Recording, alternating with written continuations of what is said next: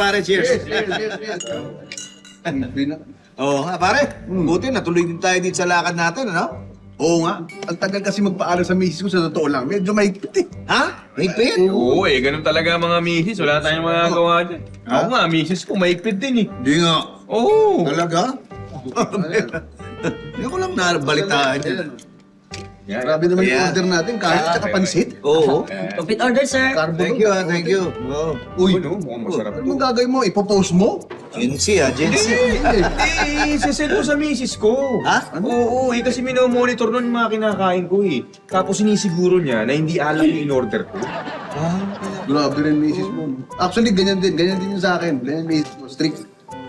Speaking of, kailangan selfie. Hop. Okay, tayo ha. Hop. Yan. Ayan, para saan yan? Papost mo yan? Hindi. Basta Gensi ka na rin, ha? Isisend ko sa misis ko. Ha?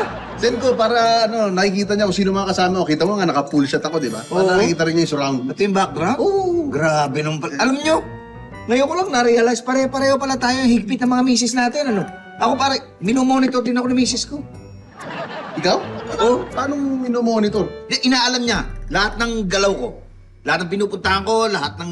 Basta, lahat ng galaw ko, nakamonitor. Eh, hindi ka naman nagpipicture. Hindi ka Gusto mo ba? Gawin natin yan. Hindi, okay. Ano kasi pare, mas matindi mag-monitor yun. Sandali, explain ko ha. Dali ha, pakita ko na lang sa inyo. Excuse me, miss. Makikiupo lang ako sandali ha. Mabilis na. sorry ha. Ayan ha. Ayan pare. Kita niyo yan? May ilaw na yan. Oh. Misis ko yan. Andun. Ano lang. Demo lang, demo. Demonstration. Pangit.